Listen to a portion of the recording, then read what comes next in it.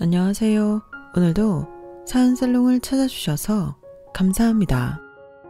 저는 이촌동에 살고 있는 재혼 여성이에요. 남편과는 대학 CC로 4년 연애 끝에 결혼을 했는데 고작 3년 살고 사별을 했어요. 30도 안 돼서 미망인이 됐을 때는 솔직히 하늘이 제게 내린 벌인 줄로만 알았어요.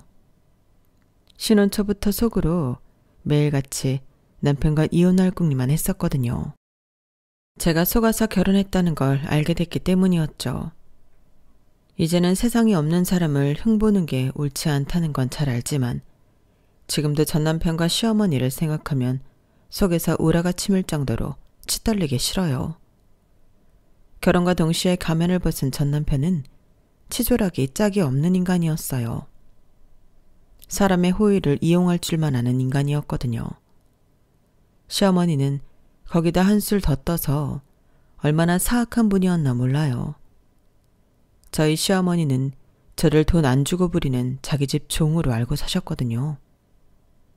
도리는 지킬 줄 모르면서 자신의 권리만 주장하시는데 5분 이상 한자리에 앉아서 대화를 하기 힘들 정도였어요. 그런 시어머니한테 제가 진저리를 치게 된 일이 있었는데 그건 바로 전 남편의 장례식장에서였어요. 당신 아들이 살아있을 때도 그러시더니 어쩌면 자기 자식 장례를 치르는 날까지도 돈 가지고 그 난리를 치시던지. 정말이지 지금 생각해도 진저리가 쳐진다니까요. 그런데 인생이 참 재미있는 게 사별하고 7년 만에 복수의 기회가 찾아왔지 뭡니까. 그래서 묵은 복수를 한 방에 해버리고 속 시원하게 사연을 적어 보내고 있답니다. 저는 어린 시절을 부유하게 보냈어요. 세상 부러울 것 없이 원하는 건 다 가질 수 있었거든요. 제게 없는 거라고는 딱 하나, 부모님이었어요. 제 돌을 앞두고 부모님은 저를 친가에 맡기고 모처럼 영화를 보러 극장에 가셨는데 집으로 돌아오는 길에 교통사고가 나서 두 분이 함께 세상을 떠나셨어요. 그래서 저는 부모님에 대한 기억이 없어요. 부모님을 사진을 통해 수도 없이 보고 자랐지만 함께 있던 기억이 없어서 그런지 제게는 부모님에 대한 애틋함이 없어요. 아빠 목소리가 어땠는지, 엄마 웃음소리는 어땠는지, 남들한테는 사소한 모든 것들이 제게는 경험해보지 못한 것들이라서 현실감이 없거든요. 차라리 TV를 통해 자주 보는 연예인들이 더 가깝게 느껴질 정도였어요. 그러다 중학교에 들어가던 해 미국에 살고 있는 아빠 친구분이 집에 찾아오셨었는데 그때 그분을 통해 처음으로 저희 부모님 목소리를 들을 수 있었어요. 혜주야, 이건 너희 부모님 결혼식 때 내가 비디오 카메라로 찍은 영상이야. 아저씨가 TV에 연결해 줄 테니까 한번 볼래? 한때 영화 감독이 꿈이었다는 아빠 친구는 미국에서 유학생활을 하던 중에 결혼식에 참석하러 잠깐 한국에 들어왔었다고 했어요. 그때 결혼 선물로 주려고 열심히 결혼식을 영상에 담았지만 결혼식 뒤풀이 때 술을 진탕 마시고는 뻗는 바람에 테이프가 담긴 카메라를 그대로 들고 미국으로 돌아갈 수밖에 없었다나 봐요. 그렇게 시간이 흘러 영화와는 상관없는 직업을 갖게 되었고 미국에서 결혼해 살게 되면서 이 영상에 대한 기억은 까맣게 잊게 된 거예요. 그러다가 얼마 전에 창고 정리를 하다가 이걸 발견하곤 한국에 들어오는 길에 일부러 저를 찾아와 주신 거였죠. 사진으로 자주 봐왔던 엄마 아빠였지만 목소리는 처음 듣는 거라서 기분이 묘했어요. 그제야 비로소 내 부모님이 정말 살아있었다는 걸 실감할 수 있었어요. 그러자 그동안 느끼지 못했던 그리움과 애틋함이 순식간에 몰려와서 나도 모르게 눈물이 뚝뚝 떨어졌어요. 할머니는 눈물이 그렁그렁한 눈으로 끝까지 화면에서 눈을 떼지 못하는 저를 보시곤 옷소매로 눈물을 훔치셨고 할아버지 역시 눈시울을 붉히셨어요. 아빠 친구가 돌아가신 그날 밤에도 저는 혼자 거실에 나와 밤새도록 그 영상을 몇 번이나 돌려봤어요. 그러자 할아버지께서는 올해 이 영상을 볼 수 있도록 공비디오 테이프에 복사를 해주셨어요. 여러 번 돌려보면 테이프가 늘어날까봐 아예 여러 개를 복사해 주신 거죠.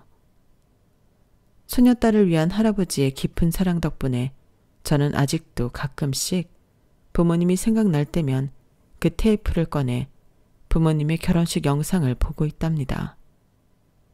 할아버지와 할머니 사랑을 듬뿍 받고 자란 저였지만 제 유년기를 돌아봤을 때 저는 그리 착한 아이는 아니었어요. 딱히 사고를 치거나 나쁜 짓을 하고 다니지는 않았지만 뭐랄까 인간미가 없었거든요. 사람에 대한 애정이 없었어요. 일찍 세상을 떠난 부모님을 대신해 저를 길러주신 할머니 할아버지에 대해 고맙다는 생각을 하기는 했지만 그러면서도 한편으로는 그걸 당연하게 생각했었거든요. 난 고아니까 당연히 이 집안의 어른인 할머니 할아버지께서 나를 돌봐주셔야 한다고 말이죠. 나만 피해자인 것처럼 생각했고 내 삶만 불행하다고 생각해서 그랬던 것 같아요. 그랬던 제가 아빠 친구 덕분에 부모님 영상을 본 뒤로 조금씩 사람에 대해 마음을 열게 되었어요. 아빠 친구는 그 영상을 제게 전해주기 위해서 짧은 한국 방문 기간에도 불구하고 여러 사람을 거쳐 제가 사는 곳을 수소문하셨고 5시간이나 차를 타고 달려오셨다는 걸 알게 되었거든요. 오로지 부모를 잃은 옛 친구 딸을 위해서 말이죠. 세상엔 자신에게 아무런 이득이 되지 않아도 타인을 위해 도움의 손길을 내밀고 때로는 손해도 감수하는 결정을 내리기도 한다는 걸 그때 깨달았어요. 그래서 결심을 하게 되었죠. 내가 아빠 친구한테 도움을 받은 것처럼 나도 누군가에게 도움을 줄 수 있는 사람이 되자고요. 특히 자식을 앞세워 보낸 뒤 혼자 남은 손녀딸을 누구보다 아끼고 사랑으로 보살펴 주시는 할머니 할아버지께 잘 해야겠다는 마음도 갖게 되었어요. 하지만 그때까지만 해도 제가 모르는 게 있었더라고요. 세상에는 타인의 도움에 대해 고마워하기는커녕 당연하게 받기만 하는 사람도 있다는 걸요. 대표적인 사람이 바로 제 남편과 시어머니였어요. 제가 남편을 만난 건 대학교 3학년 때였어요. 당시 저는 영화 동아리 활동을 하고 있었는데 남편도 같은 동아리 회원이었거든요. 비록 과도 다르고 학번도 달랐지만 거의 매일 동아리방에서 마주치다 보니까 같은 과 동기들보다도 더 많은 시간을 보냈던 것 같아요. 당시 남편은 군복무를 마치고 2학년에 복학한 복학생이었는데 가정 형편이 어려워서 동아리방에서 몰래 취식을 하며 지냈어요. 그런 사실을 아는 건 저를 비롯해 3명 정도였는데 그래서인지 남편은 우리 3명한테는 더 허물없이 굴었던 것 같아요. 특히 자신보다 학번이 낮은 저한테는 자신의 궁핍한 상황을 숨기지 않고 당당하게 드러내며 괴롭힘에 가까울 정도로 이용해 먹었어요. 우연히 커피 자판기 앞에서 마주치면 당연하게 커피 한 잔 뺏어 먹고 점심시간에 과 동기들이랑 학식을 먹으러 갈 때면 어김없이 달려와 라면이라도 하나 얻어먹고 가는 시기였죠. 버스 정류장 앞에서 만나면 버스비를 뜯어가고 하다못해 제 주머니에 든 껌 하나라도 꼭 뺏어 먹곤 했어요. 다른 사람들한테는 이 정도로 집요하게 뜯어먹지 않는 것 같은데 저한테만 유독 그랬어요. 하다 이제는 이런 요구까지 하게 이르렀죠. 혜주야, 너희 집 김치 맛이냐? 밤에 라면 끓여 먹을 때 김치가 없어서 죽을 맛이다. 남는 김치 있으면 좀 싸와라. 밑반찬도 덤으로 가져오면 더 좋고. 김치는 있는데요. 그거 들고 버스 타면 냄새 엄청 날 텐데 어떻게 가져와요? 김치야 냄새 나는 게 당연한 건데 그런다고 버스 타고 못 가져와? 그럼 내가 직접 가서 들고 오지 뭐. 오늘은 내가 가해가 있어서 안 되고 내일 나랑 같이 너희 집에 가자. 내일 4시까지 동방으로 와. 네? 저 내일 강의 없는데요. 강의 없으면 동방에서 놀고 있어. 시간 남으면 동방 청소도 좀 해주고.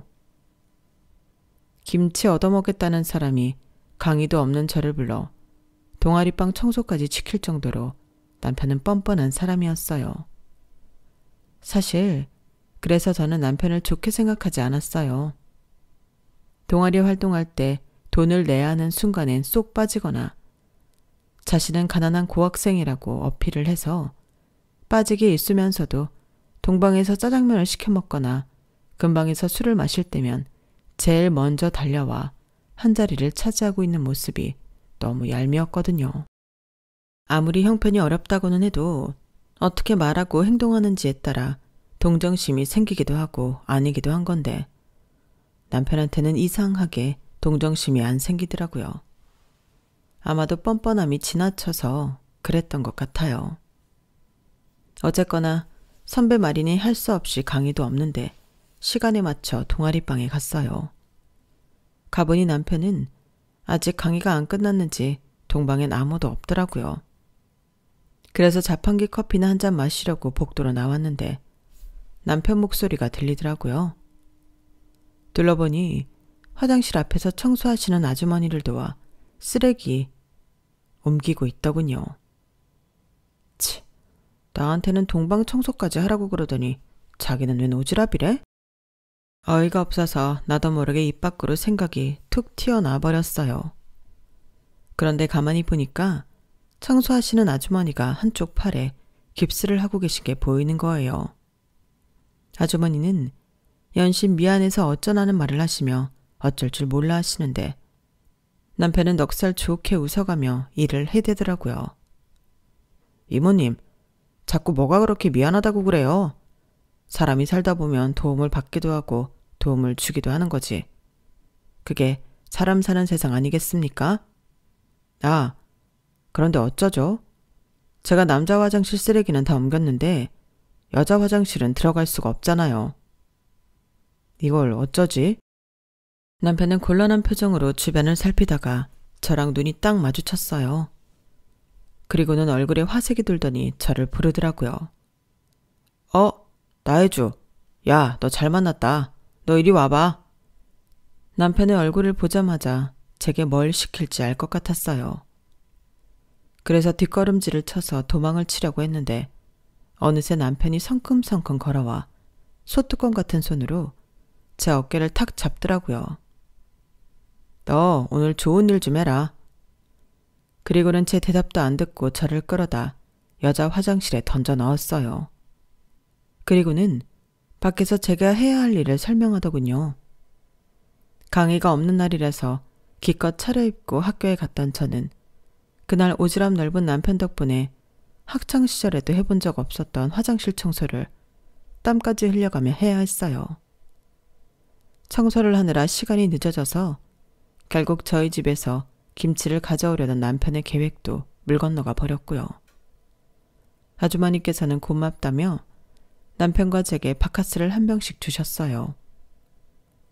학생들 덕분에 내가 맡은 구역 청소를 잘 끝낼 수 있었어. 고마워서 어쩌지? 내가 줄 수 있는 게 이것밖에 없네. 고마워요, 학생들. 아주머니는 몇 번이나 고맙다고 인사를 하시고는 청소 카트를 끌고 가셨어요. 저는 땀으로 화장이 다 지워져서 쌩얼에 가까운 얼굴로 파김치처럼 늘어져 있었는데 하필 그 순간에 배에서 꼬르륵 소리까지 나지 뭐예요. 아, 정말 누가 보면 가지가지 한다고 했을 거예요. 그런데 그 순간 생각지도 못한 일이 일어난 거예요. 글쎄 짠돌이 남편이 저한테 그러더라고요. 나혜주, 돈가스 좋아해? 오늘 착한 일 했으니까 오빠가 우리 혜주 돈가스 사줄게. 평소 꾸질꾸질하고 뻔뻔하고 염치 없는 줄만 알았던 남편이 저더러 돈가스를 사달라는 게 아니라 사주겠다는 말을 하자 저도 모르게 이게 꿈인가 생신가 싶더라고요. 말은 사준다고 해놓고 정작 돈가스를 먹고 나올 때 지갑을 놓고 왔다거나 잔돈이 없다거나 하면서 기어이 내 지갑을 털어먹는 게 아닐까 의심을 하면서 먹느라 돈가스가 입으로 들어가는지 코로 들어가는지 모를 정도였어요. 그런데 다 먹고 나니까 정말 남편이 카운터로 가서 2인분 가격을 지불하지 뭐예요. 너무 놀라서 이 사람이 미쳤나 하는 생각까지 했다니까요. 그런데 그게 끝이 아니었어요. 저를 버스 정류장까지 데려다 주고는 1,000원짜리 한 장을 손에 쥐어 주지 뭐예요. 오늘 나 때문에 고생했는데 마음 같아선 택시 태워 보내주고 싶지만 내 사정이 그 정도는 아니거든. 버스비야. 남는 건 아이스크림 사 먹어. 사람이 죽을 때가 되면 변한다고 하잖아요. 그날 남편을 보면서 저는 그런 생각마저 들더라고요. 이 사람이 혹시 시한부 판정이라도 받은 건가 하고 말이죠. 그런데 그동안 미안했다. 내가 워낙 없이 살아서 돈 있는 놈들한테 무시를 당해서 그런가 부자들만 보면 배알이 꼬이고 삐딱선을 타게 되거든. 군 제대하고 반년을 죽어라 이래서 번 돈으로 겨우 복학을 할 수 있었어. 월급이 하루만 늦었어도 등록 날짜를 못 맞추는 거라서 얼마나 마음 졸였는지 몰라. 당일 받은 월급까지 탈탈 털어서 등록금 맞추고 나니까 하숙집 구할 돈도 안 남더라고. 반년을 벌었는데 말이야. 그렇게 힘겹게 돌아온 대학에서 첫 강의 날 교문 앞에서 널 봤어. 기사 딸린 차를 타고 내리더라. 얼굴엔 근심 하나 없이 세상 맑아 보이고 입고 있는 옷이며 가방도 꽤나 비싸 보이더라. 속으로 그랬지. 저런 애는 무슨 복을 타고나서 저러고 사나. 솔직히 부러웠다. 그런데 그런 너를 동아리방에서 마주친 거야. 하숙집 구할 돈도 없어서 동방에서 도둑잠 자는 처지에 기사 딸린 차를 타고 학교에 다니는 너를 보니까 괜히 심통이 났어. 그래서 더 괴롭혔다. 차라리 네가 성격도 거지 같고 싸가지라도 없었으면 괴롭히면서도 자기 합리화를 했을 텐데 이건 참 순애도 너무 순한 거야. 이래서야 괴롭히면서도 내가 더 미안해지잖아. 오늘만 해도 그래. 선배 같지도 않은 게 김치 좀 달라 그런다고 강의도 없는 게 학교는 왜 오냐? 왔으면 김치나 주고 말 것이지. 하란다고 화장실 청소까지 하면 어쩌냐고. 그야 선배가 하라 그랬으니까 청소하시는 아줌마가 안 됐기도 하고. 그게 문제란 거야. 네가 왜 그딴 것까지 신경을 쓰냐고. 그냥 미친놈이 지랄한다 생각하고 쌩 까면 되지. 그래서 선배가 하고 싶은 말이 뭐예요? 내가 선배 말 잘 들은 게 잘못했다는 거예요? 뭐예요? 아니 그게 아니라 고맙고 미안하다는 거지. 평소와는 달리 그날 남편의 모습은 사랑 고백하려는 여학생 앞에서 수줍음을 타는 남학생처럼 무척이나 귀여워 보였어요. 이런 사람이 그동안 저를 이유 없이 괴롭혔던 그 선배라는 게 믿어지지 않을 정도였죠. 그래서 말인데 앞으로는 조심해. 세상에 너처럼 착한 사람들만 사는 게 아니야. 어떻게든 너를 이용해 먹고 네가 가진 거 하나라도 더 뺏으려고 혈안이 된 인간들이 많다는 걸 기억하란 말이야. 선배처럼요? 그래, 나처럼. 남편은 그제야 피식 웃고는 커다란 손바닥으로 제 머리를 쓰다듬어 주었어요. 그 바람에 저는 온몸에 털이 삐죽 솟는 기분이 들었어요.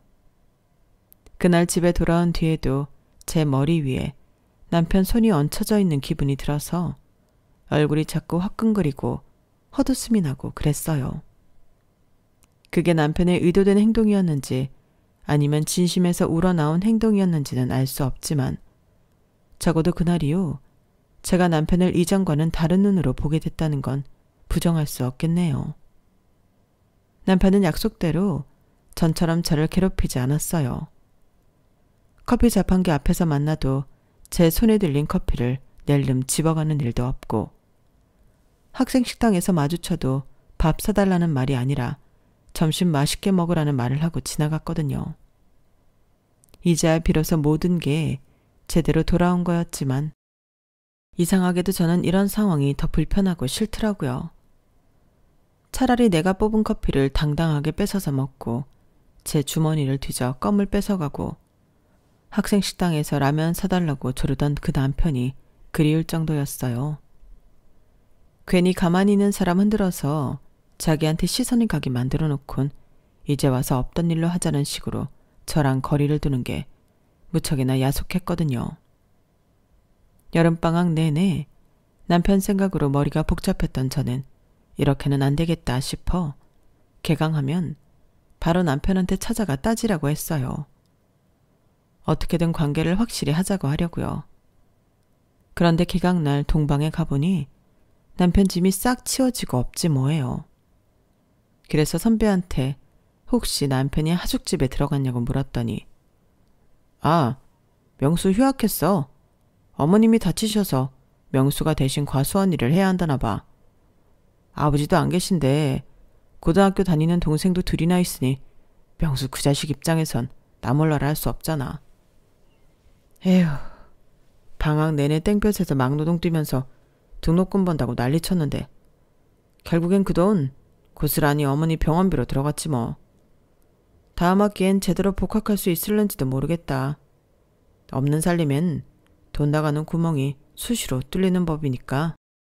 돈 많은 할아버지 밑에서 살면서 한 번도 돈 때문에 어려움을 겪어보지 못했던 저로서는 남편이 처한 상황을 100% 공감하기 힘들었지만 그래도 그 나이에 감당하기 힘든 일이라는 건 알 수 있었어요. 그래서 어떻게든 도와주고 싶다는 생각이 들더라고요. 평소라면 마음이 그렇다 해도 제가 나서서 뭘 해보겠다는 생각을 안 했을 텐데 그때는 어디서 그런 용기가 났던 건지 무작정 남편 고향집을 찾아갔지 뭐예요. 택시를 타고 마을 어귀에서부터 수시로 동네 사람들한테 길을 물어가며 남편이 일한다는 과수원으로 찾아갔어요. 듣기로는 어머님이 혼자 운영하시는 과수원이라고 했는데 막상 가보니까 어머님은 과수원 주인이 아니라 그곳에서 일을 하는 인부였더라고요. 하긴 과수원을 운영할 정도의 집이라면 그렇게 돈이 쪼들려 살지 않았겠죠. 느닷없는 제 방문에 남편은 무척이나 놀라했어요. 그도 그럴 게 남편과 제가 그리 친한 사이도 아니었으니까요. 거기까지 갈 때만 해도 거침이 없었던 저는 정작 남편을 마주하자 입도 떨어지지 않았어요. 그건 남편의 첫마디 때문이었죠. 나혜주, 네가 여긴 왜 왔어? 그곳까지 가면서도 왜? 라는 질문을 스스로한테 해보지 않았던 탓에 저는 말문이 막혀버렸어요. 사실 저도 왜 거기까지 갔는지 잘 몰랐거든요. 그런데 힘든 노동 탓인지 아직 수그러들지 않은 무더위와 땡볕 탓인지 새까맣게 타서는 온몸이 땀에 흠뻑 젖은 남편을 보니까 눈물부터 나지 뭐예요. 제 눈물에 놀란 남편은 어쩌지도 못한 채 목에 두르고 있던 수건을 제게 건넸어요. 수건을 받아 눈물을 닦으려는데 순간 정신이 확 들더라고요. 이미 축축하게 젖어있던 수건에서 땀 냄새가 났거든요. 그래서 얼른 손으로 코를 막았더니 남편이 그 모습에 깔깔대며 웃는 거예요. 야, 사람 일 울리든 웃기든 하나만 해. 어쨌든 눈물 그쳤으면 됐다. 잠깐 기다려. 땀 좀 씻고 올게. 비누 냄새를 폴폴 풍기며 돌아온 남편은 이 먼 데까지 어떻게 왔냐고 물었어요. 그래서 동아리 선배한테 사정을 다 들었다는 것과 아직 추가 등록 기간이 남아있으니 등록을 하라고 했어요. 돈은 제가 빌려주겠다고요. 그랬더니 너 괜한 헛걸음했네. 실은 큰아들께서 도와주시기로 했어. 우리 집 사정이 하루 이틀 사이에 좋아지진 않을 텐데 차라리 하루빨리 졸업해서 제대로 된 직장 다니면서 돈을 버는 게 나을 거라고. 이번 학기 학비랑 엄마 팔이 다 나을 때까지 생활을 도와주시겠대. 안 그래도 곧 서울로 올라가려고 했는데. 아무튼 고맙다. 난 너한테 잘해준 것도 없는데 괜히 미안하네. 기왕 왔으니까 복숭아 좀 가져가라. 낙과라서 모양은 좀 그렇지만 맛은 끝내주거든. 결국 저는 양손 가득 복숭아를 얻어들고 다시 서울로 올라오게 됐어요. 그리고 얼마 뒤 남편은 학교로 돌아왔고 전처럼 동방에서 생활을 하게 되었어요. 모든 게 예전으로 돌아갔지만 그렇지 않은 것도 있었어요. 제가 남편 집에 찾아간 이후 남편과 제 사이엔 묘한 기류가 흐르기 시작했고 4학년이 되고부터는 정식으로 사귀게 되었거든요. 남편보다 1년 먼저 취직을 한 저는 말 그대로 우렁이각시처럼 물심양면으로 남편의 취업을 도왔어요. 남편이 도서관에서 공부하는 사이 남편 자취방에 찾아가 쌀도 채워놓고 냉장고에 밑반찬이며 김치며 심지어 할머니께서 사오신 한우까지 훔쳐다 남편에게 구워 먹이곤 했거든요. 월급은 고스란히 데이트 자금이나 남편 생활비로 들어갔지만 그게 아깝다고 생각한 적은 없었어요. 어떻게든 살아보겠다고 발버둥 치는 남편한테 조금이라도 도움이 된다면 그걸로 됐다고 생각했으니까요. 대입을 준비할 때보다 더 치열하게 취업 준비를 했던 남편은 은행에 취직했고 저는 남편 실적을 채워주기 위해 돈 많은 우리 할아버지와 회사 동료들한테 남편이 팔고 있는 이런저런 은행 상품을 권해드리곤 했어요. 덕분에 남편은 신입임에도 매번 큰 어려움 없이 자신의 할당량을 채울 수 있었죠. 그 고마움 때문이었는지 모르겠지만 남편은 쉬는 날이면 저희 할아버지 댁에 자주 놀러와서 할아버지와 바둑을 두기도 하고 남자 손이 필요한 잡다한 집안일들을 도와주고 가곤 했어요.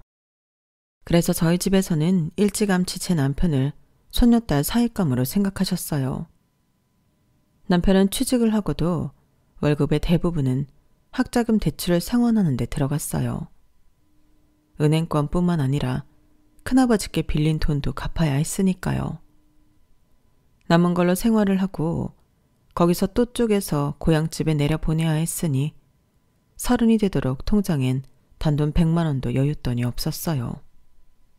이래서는 언제 돈을 모아 결혼을 할 수 있을지 눈앞이 캄캄하기만 하더라고요. 그래서 차라리 집을 내가 마련할 테니 결혼부터 하는 게 어떻겠냐고 했더니 남편이 한숨을 푹 쉬더라고요. 혜주야, 지금 우리가 결혼하면 내가 짊어지고 있는 빚을 너랑 나눠지는 것밖엔 안 돼. 네가 왜 나 때문에 그 고생을 해야 되니? 그러지 말고 몇 년만 더 기다려주라. 작은 전셋집이라도 마련할 때까지만. 자기야, 그게 현실적으로 가능할 것 같아? 요즘 전셋집 보증금이 얼만데. 자기 능력을 무시하는 건 아니지만 현실적으로 어려울 거란 얘기야. 그때 돼서도 온전히 자기 돈으로 전세 보증금 마련은 힘들어. 모르긴 해도 전세 대출을 받게 될 텐데 그럴 거라면 지금부터 같이 벌어서 빚 갚고 전세 대출 받아서 시작하는 게 낫지 않겠냐고. 무거운 짐 혼자 들고 갈 생각 말고 같이 들자. 부부가 그런 거 아니야? 남편도 제 말이 맞다는 건 알고 있었지만 자존심상 선뜻 그러자는 말은 못하는 것 같았어요. 그래서 할아버지께 설득 좀 해달라고 부탁했어요.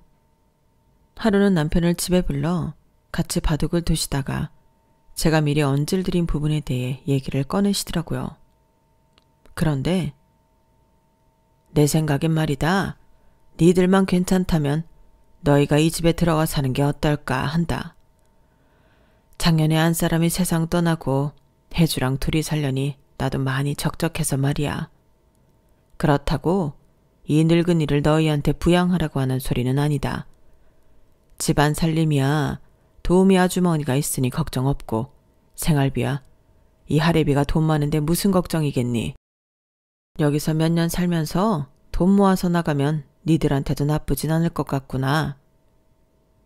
할아버지께서 생각지도 못했던 선택지를 주시는 바람에 조금 놀라긴 했지만 따지고 보면 나쁜 조건은 아니었어요. 오히려 저희 입장에선 완전 땡큐인 셈이었죠. 집세 안 나가고 생활비도 안 나가니까 그 돈은 고스란히 빚 갚고 다음 해부터는 돈도 모을 수 있을 테니까요. 게다가 제가 당장 결혼해서 집을 나가면 할아버지 혼자 계시는 것도 걱정이었는데 그 문제도 한 큐에 해결되는 거잖아요. 처가살이를 한다고 하면 사람들이 색안경을 쓰고 보겠지만 일러하신 할아버지를 모시고 산다고 하면 오히려 더 좋게 보이지 않겠어요? 그래서인지 남편도 할아버지 제안에 솔깃하는 것 같았어요. 그래서 시어머니께 그런 상황을 전하고 결혼 허락을 구했는데 역시나 시어머니는 시어머니더라고요. 그 얘기를 듣고는 대뜸 이러시는 거 있죠. 그럼 나는 니들이 거기 사는 동안 내 아들네 집에도 못 드나드는 거잖니? 차라리 네 할아버지께 말씀드려서 작은 집이라도 하나 해달라고 그러렴. 그래야 나도 우리 애들도 지 형 집에 드나들기 편하지. 엄마, 지금 그걸 말이라고 하세요? 제가 해야 할 도리를 못해서 할아버지께 도움받는 처진데 그것도 모자라서 집을 해달라고요? 전 그렇게는 못해요. 아니, 내가 못할 말했니? 결혼하면 어차피 한 가족인데 돈 있는 사람이 좀 더 쓰는 게 뭐가 그렇게 문제라는 거야? 나도 가진 것만 있다면 당장이라도 그렇게 해주겠다. 예, 네 생각은 어떠니? 어머님은 대뜸 제게 물으셨어요. 하지만 이건 제 뜻을 듣고 싶은 게 아니라 닥치고 내 말에 동의하라는 무언의 압력 같더라고요. 하지만 어머님 기분 맞춰드리느라 할아버지께 부담을 드릴 수는 없었어요. 저도 명수 씨랑 같은 생각이에요.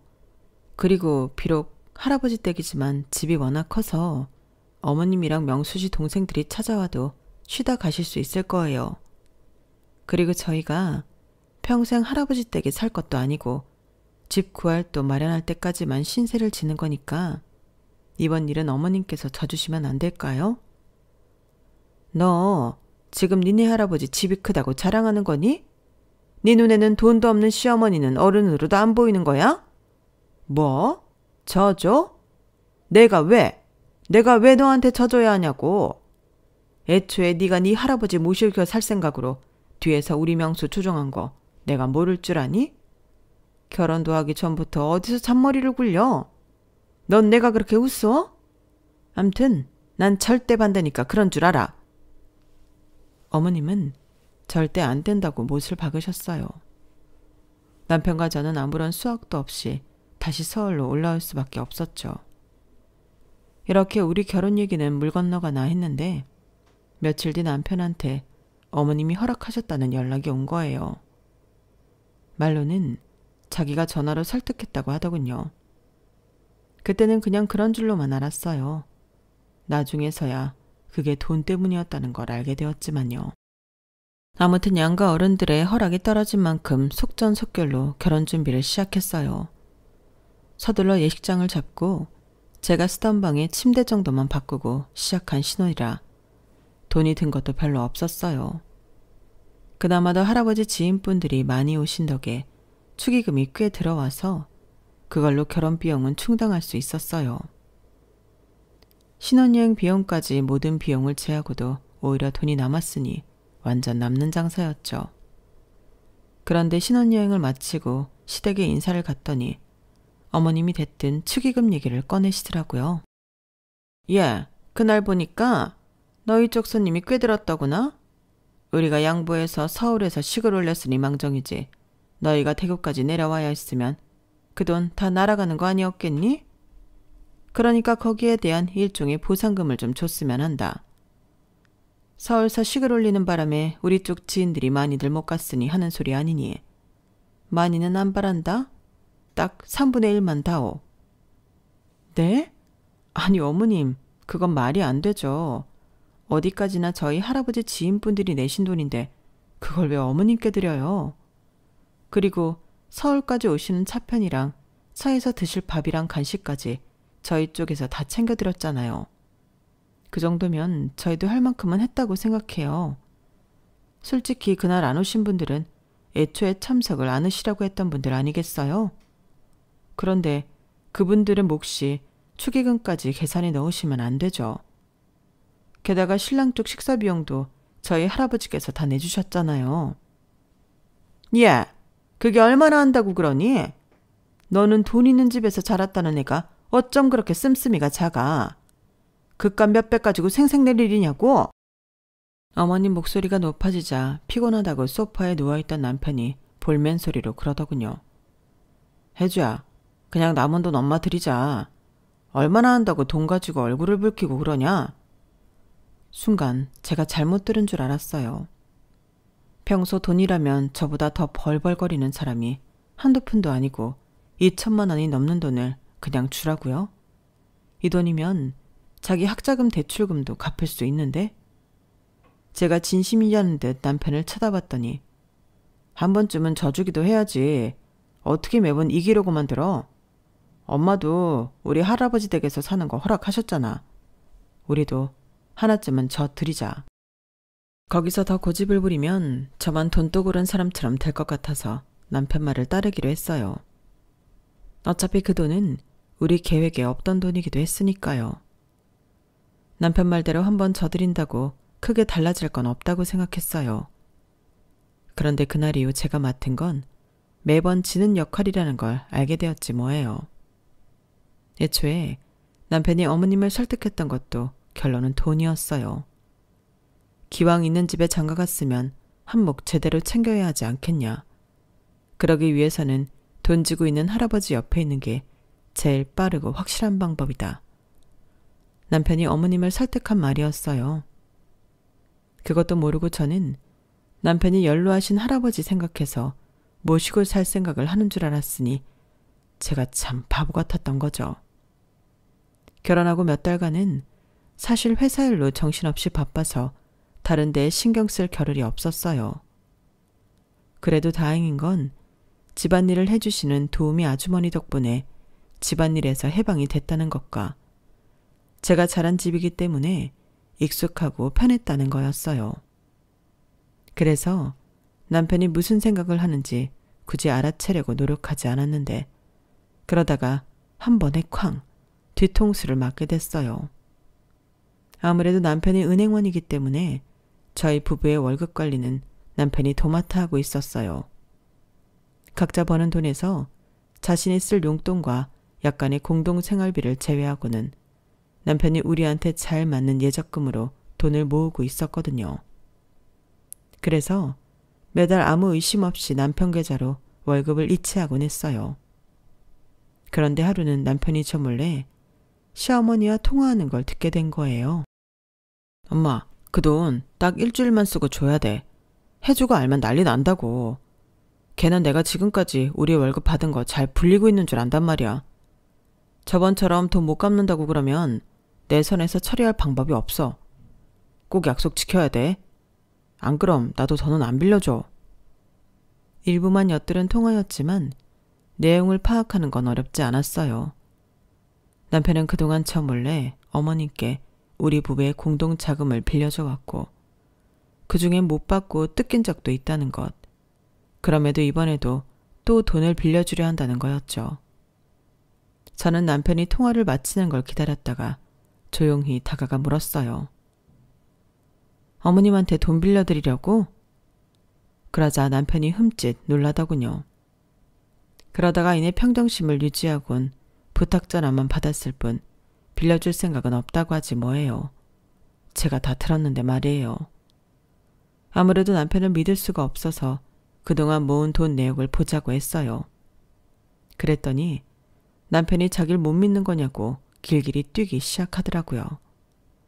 찔리니까 괜히 목청만 높이는 게 더 수상해서 집요하게 물었더니 결국엔 이실직고를 했어요. 그런데 현재 수중에 남아있는 돈이 얼마 안 되지 뭐예요. 지금까지 모은 돈의 대부분이 어머님께 빌려드린 이후 복구가 안 된 거예요. 한마디로 사라져버린 거죠. 출처는 다름 아닌 시댁이었어요. 과수원 일을 다니고 때때로 과일 판매까지 해야 해서 트럭이 필요했다는 거예요. 그래서 수동생 앞으로 트럭을 한 대 뽑아줬다고 하더군요. 아니, 그런 걸 왜 나한테 말 안 했어? 적어도 상의는 했어야지. 거기엔 내 월급도 들어가 있는 거잖아. 게다가 지난번에 빌려준 건 받지도 못했다며? 그런데 왜 또 빌려주는 건데? 저로서는 정당한 권리 행사였는데도 남편은 오히려 짜증을 내면서 삐딱하게 나오더라고요. 그러더니 결국엔 궤변을 늘어놓기 시작했어요. 자기야, 이성적으로 생각해봐. 엄마한테 빌려준 돈 제대로 받으려면 어떻게 해야겠어? 일단 돈을 벌 길을 열어줘야 이자든 원금이든 받아낼 거 아니야. 그래서 빌려준 거야. 이건 또 무슨 신박한 변명인 건지. 애초에 돈을 안 빌려줬으면 이런 일이 벌어지지 않았을 거 아니에요. 그래놓고 이제 와서 돈 받으려고 돈 더 빌려주겠다니. 그런데 진짜 문제는 돈을 빌려주고 말고가 아니었어요. 바로 어머님과 남편의 태도였죠. 이 모자는 어떻게 된 게 네 거 내 거에 구분이 없는 거예요.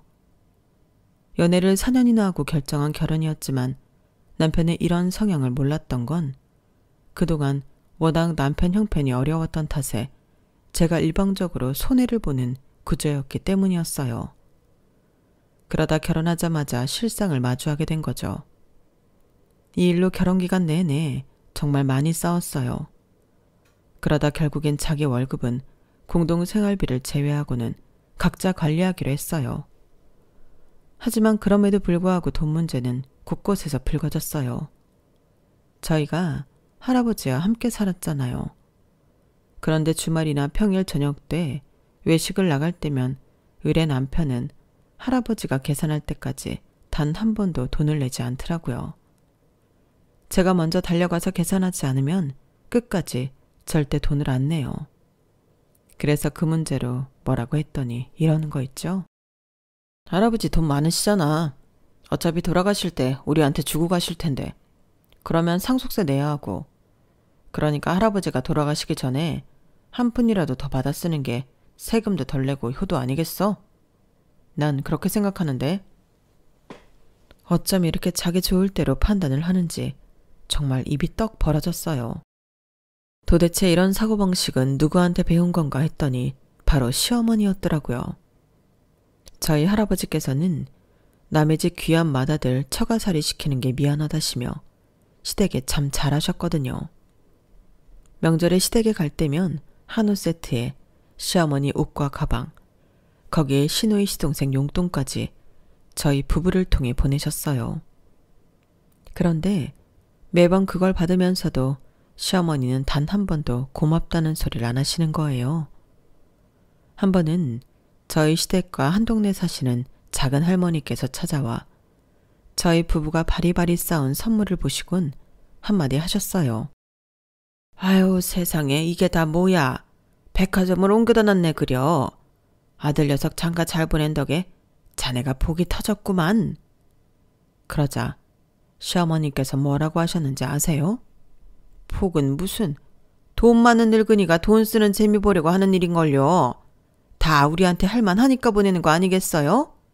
기왕 해줄 거면 돈 되는 논이나 밭을 사줄 것이지 매번 푼돈 가지고 생색만 내네요.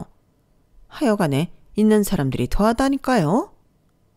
이러면서 꼭 마치 받을 거 덜 받은 사람처럼 행동하셨어요.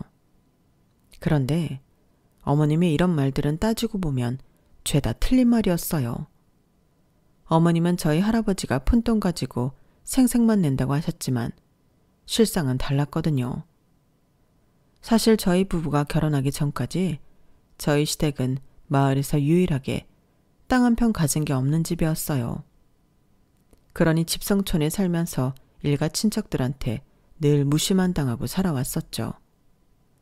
그랬던 저희 시댁이 동네에서 목에 힘주고 살게 된 건 우리 부부가 결혼하고 1년도 안 돼서였어요. 그 전까지는 친인척들이 저희 시댁에 찾아오는 일도 없었거든요. 저희가 결혼하고 얼마 안 돼서부터 저희 시어머니는 툭 하면 저희 집에 전화를 하셨어요. 남편이나 저한테 하신 건 아니고 대부분은 저희 할아버지께 했던 전화였죠. 어머님이 어찌나 뻔뻔한 분이신지 남들은 대놓고 말하기 힘든 걸 너무도 쉽게 내뱉으셨어요. 이를테면 뭘 좀 해달라는 말들이었죠. 툭 하면 저희 할아버지께 죽는 소리를 하시며 땅 좀 사달라, 밭 좀 사달라 조르셨거든요. 저 좋으라고 이러는 거 아닙니다. 어차피 나중에 우리 며느리한테 주고 가실 재산 아닙니까? 기왕 주실 거 새로 가족이 된 저희 살 길도 열어주시면 남들 보기에도 좋고 얼마나 좋습니까?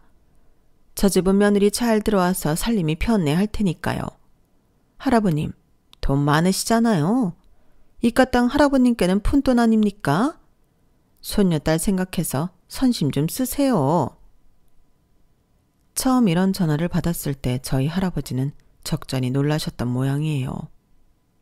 저한테 정확한 내막은 말씀하시지 않으셨지만 지나가는 말로 너희 시어머니는 참 재미있는 사람이더구나 라고 하셨거든요. 지금껏 살아오시면서 그렇게 대놓고 뻔뻔한 사람은 처음이셨기에 그런 말씀을 하셨던 것 같아요. 어찌됐건 덕분에 저희 시댁은 제가 시집 온 이후에는 동네에서 땅을 제일 많이 가진 집이 되었어요. 그러니 한 동네에 사는 친인척들이 문지방이 닳도록 저희 시댁에 드나들었고요. 시어머니는 참 약은 분이라서 저희 할아버지께서 땅이나 그 밖에 돈 되는 선물을 해주시자 저한테도 꽤 유하게 대하셨어요. 가령 명절에 할아버지 혼자 계시니까 본가에 내려오지 말라고 하신다거나 애는 언제 가질 거냐는 닥달을 잠시 멈추시거나 하는 걸로요. 돌려 말하면 자신이 가지고 싶은 게 있을 때면 앞서 말씀드린 것을 빌미삼아 저희 할아버지께 흥정 아닌 흥정을 해왔다는 얘기예요. 그건 남편도 마찬가지였어요. 결혼 전에는 저희 할아버지한테 그렇게 잘하던 인간이 결혼 후에는 할아버지가 자신한테 도움을 주실 때만 여우같이 싹싹하게 굴었거든요. 남편과 살았던 3년 동안 한마디로 남편과 시어머니는 저희 할아버지 돈에 따라 자신들의 도리를 했던 것 같아요. 그러다 할아버지께서 노환으로 몇 번이나 응급실에 실려가시는 상황이 발생했고 결국 요양병원에 들어가시게 되자 드디어 민낯을 드러내기 시작하더군요. 자기가 필요한 게 있을 때는 저희 할아버지께 늘 자신을 하나뿐인 손주 사유라고 떠들던 인간이 정작 할아버지가 요양병원에 들어가시고부터는 거들떠도 안 보더라고요. 호랑이 없는 잔치에 여우가 왕이라고 저희 할아버지 집에서 자기가 주인 행세하기 바빴거든요. 그때부터였어요. 시어머니와 시노인 시동생이 툭 하면 서울에 올라와 저희 집에서 살다시피 했던 건요. 하루는 할아버지가 계신 요양병원에 면회를 갔다가 돌아왔는데 남편과 시어머니가 거실에서 과일을 먹으며 그런 소리를 하더라고요. 일단은 영감이 죽기 전에 재산 목록부터 만들어놔. 그냥 네 앞으로 상속해주고 가면 딱 좋겠구만. 나중에 네 명의로 돌리려면 돈도 들고 골치 아프잖니. 그래도 그동안 시골에 네 앞으로 땅을 많이 사놔서 다행이지 뭐냐? 넌 엄마 잘 둔 줄이나 알아. 나나 되니까 발빠르게 네 몫부터 챙겨둔 거지. 다른 사람이었으면 그렇게 못했다? 하여간 엄마는 얼굴에 철판을 제대로 깔았다니까. 할아버지한테 땅 사달라는 말을 어떻게 그렇게 잘해? 엄마네 할아버지도 아닌데. 가끔은 내가 들어도 얼굴이 화끈거리더라니까. 내가 나 좋자고 그랬냐? 다 내 새끼들 주머니 채워주려고 그런 거지. 그래도 내가 그렇게 해둔 덕에 세금도 덜 내고 얼마나 좋니? 영감이 죽기 전에 이 집이랑 건물도 네 명의로 돌려놓으면 좋은데. 거기까지 들은 것도 충격이었는데 진짜 충격은 그 뒤였어요. 야, 근데 너 과수원 집 선영이랑 아직도 만나니? 걔 이혼하고 과수원 내려와 있는 거 보고 내가 아주 시겁했다니까. 그러다가 네 처가 명절에 집에 왔다가 니들 사이 눈치라도 채면 어쩌나 싶어서. 아, 그래서 엄마가 우리 보고 명절에 집에 내려오지 말라고 했던 거구나. 하여간 우리 엄마 눈치 하나는 빠르다니까. 나 선영이랑 잘해보려고. 할아버지 돌아가시면 1, 2년 안에 유산 정리해서 챙길 거 챙기고 해주랑은 끝낼 생각이야. 애초에 선영이가 시집만 안 갔어도 얘랑은 사귈 생각도 없었는데 어쩌다 보니 결혼까지 한 거잖아. 선영이도 이혼 딱지 붙었으니까 선영이 아버지도 이젠 나 반대하지 않을 거 아니야. 이젠 우리 집도 예전처럼 자기들한테 꿀리는 처지도 아니고. 아, 이번 생엔 선영이랑 한번 살아보고 싶었는데 일이 되려는 이렇게 또 되네. 우리가 인연은 인연인가 봐. 이놈아, 네 처 앞에서는 절대 들키지 마. 그게 순딩이 같아도 바람난 남편 앞에선 어떻게 변할지 모르니까. 그날 모자의 대화를 몰래 듣지 않았다면 저는 지금쯤 할아버지 유산은 다 뺏긴 채 남편한테 버림받은 충격으로 폐인이 돼 있을지도 모르겠네요. 그런데 인생이 그렇게 나쁜 놈들 좋은 방향으로 흐르지는 않더라고요. 저희 할아버지보다도 제 남편이 먼저 황천길을 떠났거든요. 다른 것도 아니고 저 몰래 내연녀랑 드라이브를 가다가 마주 달려오던 덤프트럭에 치여 두 사람 모두 즉사한 거예요. 남편 말대로 둘이 인연은 인연이었던가 봐요. 한날 1시에 죽었으니 말이에요. 이미 남편에 대한 배신감에 이혼 전문 변호사와 상담까지 마친 상태였던 저는 그게 앞서 생각지도 않은 결자해지 상황에 웃어야 할지 울어야 할지 행복한 고민에 빠졌지 뭐예요. 그런 저와는 달리 저희 시댁은 말 그대로 초상집 분위기였어요. 그동안 저희 할아버지를 통해 땅을 사들이기는 했지만 어디까지나 그 명의가 어머님이 아닌 제 남편 앞으로 되어 있었거든요. 그러니 시댁은 아주 난리가 난 거죠. 거기다 웃긴 건 남편과 남편 내연녀가 같은 장례식장 1호와 2호에서 동시에 상을 치렀는데 그러다 보니 동네 사람들 사이에서 둘 사이에 대한 얘기가 퍼지기 시작했다는 거예요. 가정에 있는 놈이 바람핀 게 잘못이라는 사람, 이혼녀 주제에 가정 있는 남자한테 꼬리친 여자가 잘못이라는 사람, 양갈래로 편이 나눠지면서 술자리에서 고성이 오갔고 그 바람에 종국에 가서는 양가 부모가 머리채를 잡고 개싸움까지 벌이고 말았어요. 이 사람들 눈에는 남편 잃은 며느리는 보이지도 않는 것 같았어요. 그러지 않고서야 어떻게 제 앞에서 남편의 내연녀에 대한 말을 스스럼 없이 꺼낼 수가 있대요. 그마저도 저는 크게 신경 쓰지 않았지만요. 그렇게 우여곡절 속에 장례가 끝이 났고 장지로 가는 날이었어요. 그런데 시어머니가 장례식장 정리도 하기 전에 저한테 그러시지 뭐예요. 야, 어떻게 된 게 네 남편 장례식인데 너희 집안 사람들은 코빼기도 안 보이니? 사람들이 어떻게 이럴 수가 있냐고? 어머님, 오히려 다행 아닐까요? 어머님 아들이 내연녀랑 한날 1시에 죽었다는데 그게 알려져서 좋을 게 뭐예요. 괜히 죽은 사람 욕만 더 먹게 하는 거죠. 그러니까 너무 서운해하지 마세요. 그 말에 시어머니도 더는 따지지 못했어요. 그건 그렇고 장례 기간 내내 온 손님들은 죄다 내 아들 손님이니까 정산해서 여기로 보내라. 내 계좌번호다. 바로 입금해 드릴게요.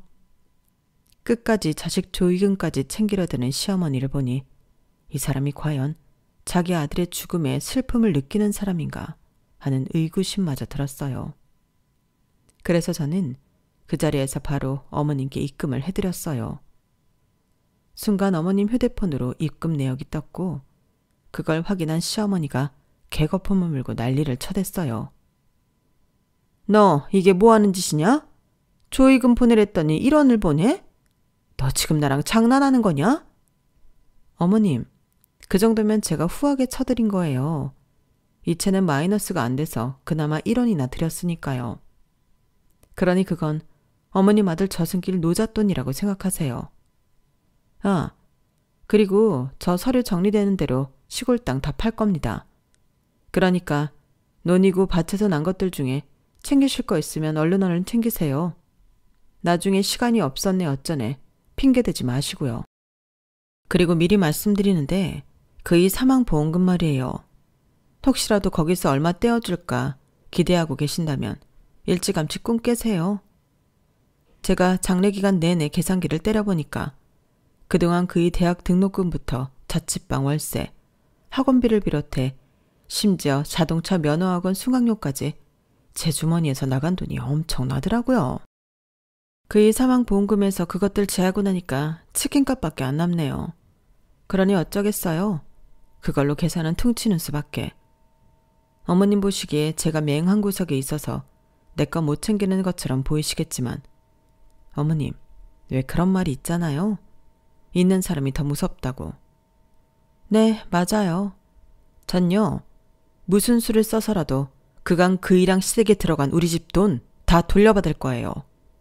혹시나 소송을 생각하신다면 하세요. 전요, 변호사 수임료가 얼마가 들든 그건 상관없어요. 은혜를 원수로 하는 배은망덕한 인간들을 응징할 수만 있다면 얼마가 들든 끝까지 갈 생각이니까요. 그러니까 잘 생각해 보시고 덤비세요. 그럼 다시 볼 일 없길 빕니다. 뭐? 야 이년아, 돈 내놔라, 내 돈. 아니, 내 아들 목숨값 내놔 이년아. 너 내가 니년한테 순순히 다 뺏길 줄 아냐? 어림도 없어. 변호사? 그거 나도 선임하면 그만이야. 우리 집안이 널리고 널린 게 변호사라고. 사실 어머님 말씀은 사실이었어요. 집성촌 내에 변호사나 판검사 자식을 둔 집이 한둘은 있었으니까요. 하지만 이미 끈떨어지고 논도 밭도 다 뺏길 판인 집에 누가 도움을 주겠어요? 어림도 없죠. 돈이 없을 땐 어떻게 살아도 있다가 없어지면 살기 힘들잖아요. 결국엔 시어머니와 자식들은 고향을 떠났다는 소식이 들리더군요. 이렇게 남편의 장례를 끝으로 시댁과는 연을 끊었어요. 그리고 4년이 지난 지금 저는 새로운 인연을 만나 재혼을 했답니다. 할아버지가 계신 요양병원에서 만나게 된 사람이었어요. 남편은 사남매 중 늦둥이로 연로하신 어머님 면회를 왔다가 저랑 자주 마주치게 되었어요. 이혼 경력이 있는 것도 저랑 비슷하고 대화도 잘 통해서 호감이 가던 사람이었는데 자주 보다 보니 결혼까지 이어지게 되었어요. 둘 다 한 번의 실패를 경험한 터라 이번 인연은 어떻게든 잘 지켜나가려고 노력 중입니다. 실패는 성공의 어머니란 말처럼 말이죠. 지금까지 제 사연을 들어주셔서 감사합니다. 좋은 인연들과 하루하루 행복하시길 바랍니다. 여러분, 사연 댓글에 응원과 현명한 조언 부탁드려요. 좋아요와 구독은 저에게 큰 힘이 됩니다. 오늘도 좋은 일 가득하세요.